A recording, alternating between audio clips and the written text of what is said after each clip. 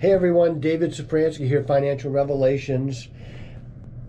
Chair Powell is having a Fed meeting next week, and I want you to wait to buy any bonds until that Fed meeting. I watched rates yesterday fall a little bit. I watched rates today fall a little bit, and the market's trying to convince me that the Fed is not going to raise rates next week, and they may not, but I still think that they're going to raise 25 basis points, and you're going to see those rates fluff up again. So even if he doesn't, I don't think you're going to lose out by waiting. I don't think rates are going to go lower next week, because if they don't raise next week on Wednesday, the 14th, then they're going to talk about being able to come back to the market at some point in time and raise again, which I think they're going to have to do.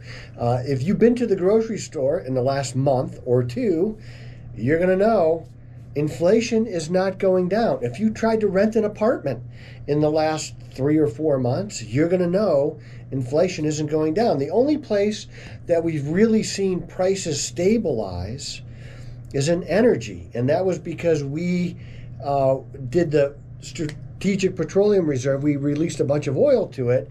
Well, that's a kind of a 1 or 2 trick pony, and that's over. Saudi just came out, and OPEC is going to cut oil production. So you're going to start to see energy prices go up, and that's going to create more inflation. So I do think that the Fed is going to have to come back and raise if they don't this next Wednesday. But even if they don't, we all know inflation is higher.